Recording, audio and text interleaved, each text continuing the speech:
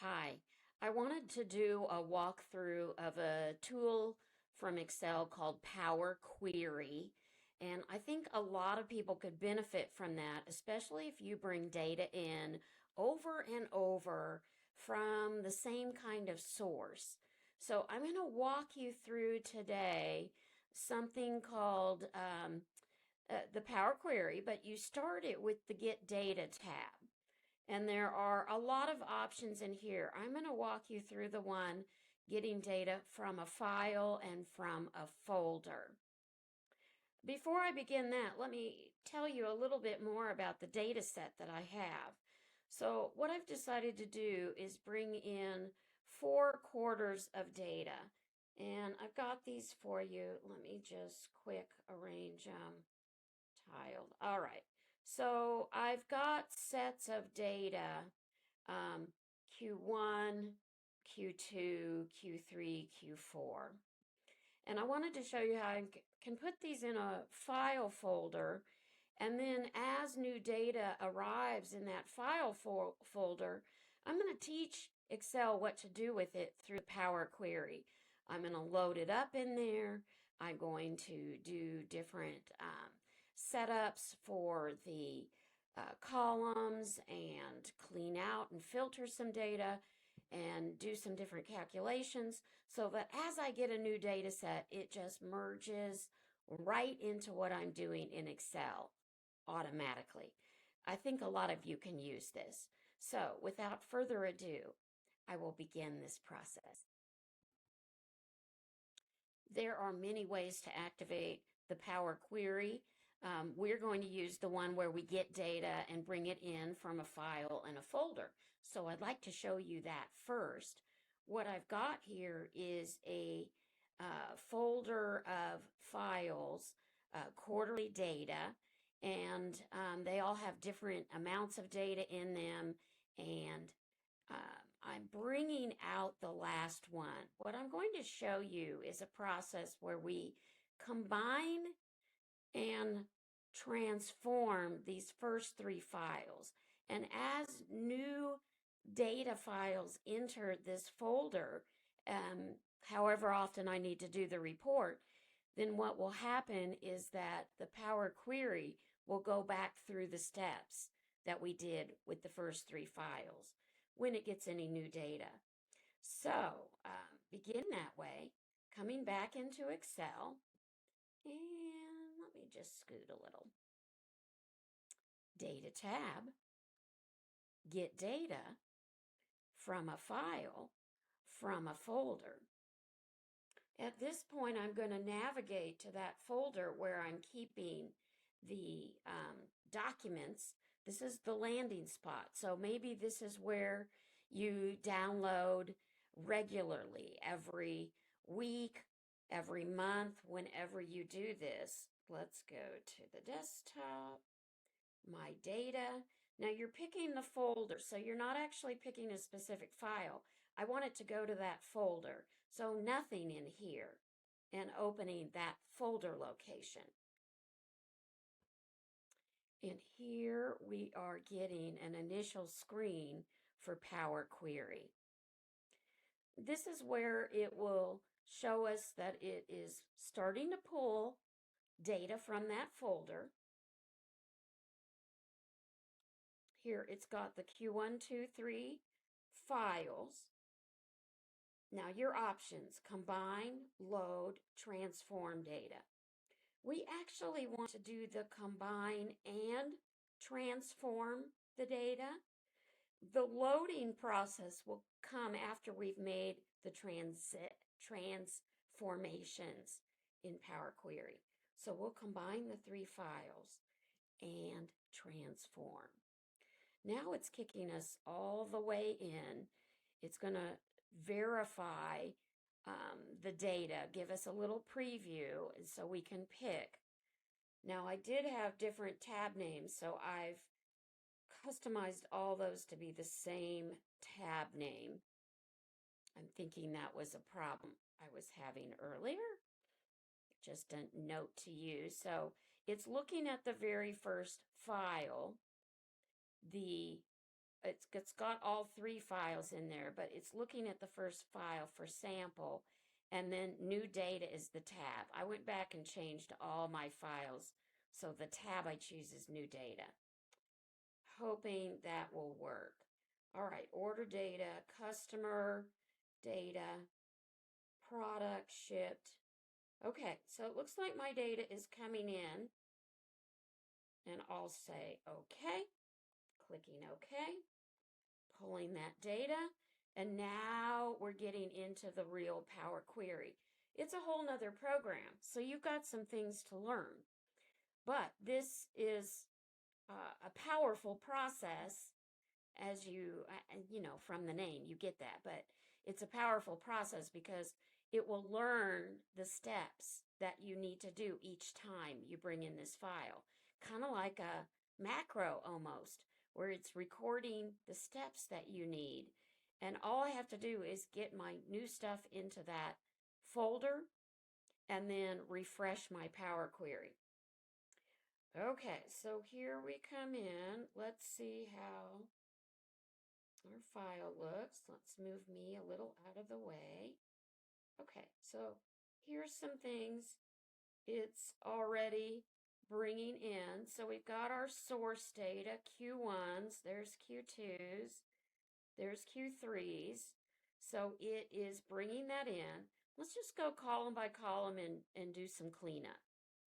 The first one that I'll do is maybe I want to filter out the sample data. Sample is maybe when I give away some products, I don't need to see that in my final report. I will just uncheck sample. So I am filtering that out of my list. So I don't see that. Now I'm noticing, and I already had seen this in the spreadsheet, that the order ID is coming in as text. Let's see if we can change our type to a number. Let's see if that behaves. Ooh, good. We're getting somewhere. Now the customer column, I am a little concerned because I'd like to pull out the customer ID and the actual name of the customer. So I'll do the split column by delimiter. And notice there's a space, dash, space. So instead of the delimiter just being a dash, I'm going to add,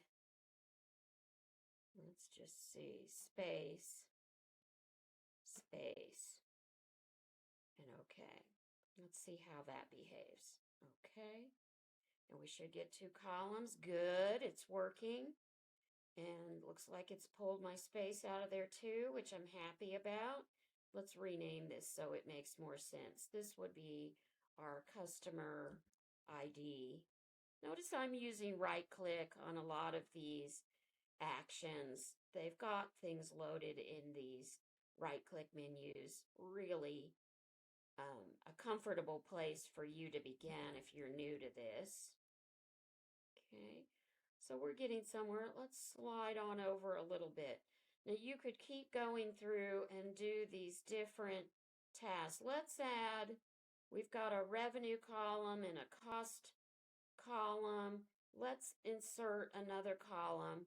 And for that, I actually come up here, add a column.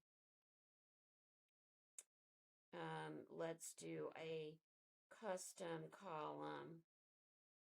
And just walking through this, I'm going to actually make this a, let's call this one profit. And we'll do the revenue minus, I'm double clicking those to get them, cost. Named it. It started with an equal, so I didn't even have to put that in. And okay there. I should be getting another column. Great, profit coming in. And let's bring it over nearer to the other numbers. You know what? I might spend some time looking at those unit ship, price per unit, cost per unit, revenue cost. I think I would do, let's see if we can do all these together. Can we make these, oops, not the drop down. I want a change type. Let me get them again. Can I do them all at once? Change type to currency. Sweet. Okay, so I'm doing things like that, so it will behave nicely. Let's see, ship date, order date. Let me try one more calculation. I'll add a custom column. That's probably enough. I want you to see how it is just keeping track of my steps. What's nice about these, you see any steps I did with the gear, I can get back into those and make adjustment to it. I can even reorder these things. I can drag them around. Or if I decide I didn't want that step, I can actually remove it. All right, let's try another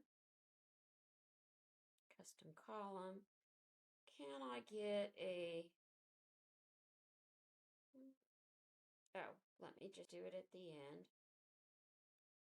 Okay, instead, custom, I moved around a little bit there. It didn't want to get me out of shape. There, we'll do another custom column. Days to ship. We'll name it that, and let's see if we can do a calculation with the date. So the ship date is the bigger number, the bigger date. Ship date minus the order date. And this should return us a value in days. Okay, days to ship. All right, it's coming, but it's given a funny format. Let's fix the format. Change the type to, let's do a whole number. Perfect. Okay, I'm feeling okay about this.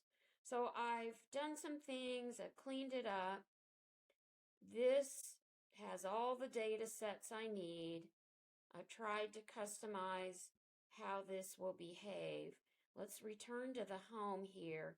Close and load means go back to Excel. Close and load. I'm back in Excel. I have just finished my Power Query operations. I am looking at the result and I just want to walk you through. It's brought in my data, Q1. I see Q2 is in here. Q3 is in here. I've got no samples. The customer ID and the customer name are split. And let's see. I'm getting my different things. I probably should have moved my days to ship over, but I did not. But my other columns are coming in okay. Formatting didn't come in quite what I would have liked, but I can still take care of that. So when you do a query, you are getting a query and connections over here. So it is showing you a little sample of a summary of it and when it was last refreshed and the source and things. What I'll do now, since I've verified my data set is working, I'm coming back out and let's say we now have new data. Q4 has moved in to the magic folder. Now coming back into Excel, at this point, my friends, this is where I can come and refresh. A few ways you can do that. You can see you're getting your data set here. You can look at this last refresh. I will use the refresh button that's coming up. It should be looking, oh my gosh, right away, my data set, 122 rows. So that's just jumped up. So let's come on down. we should be able to see Q4 data came in, and those fixes that I did in the Power Query are showing up. Okay. Now I'm going to give you a set of this data so you can play through and walk through the same process that I've just done and try it for yourself and see how it's working. But here's the process. Create a folder. Every report cycle, bring the data in. When you've got a couple of samples of that data, use the Get Data tab, Get Data from a file, from a folder. Go in there and walk through some of the steps that you're going to need so that it cuts down time when you actually get to Excel. Now I can do all the things. Now I can take this and make a report for myself. Quickly, I could summarize this with a pivot table and get all of my data going. And let's just do this by customer name and by the product. And let's do it by units shipped. That's the whole year, my friends. That's everything. So you could have that Power Query working for you and create pivots off of it. So as new data comes in, you refresh and all the magic happens. I hope you like that. Have a great day.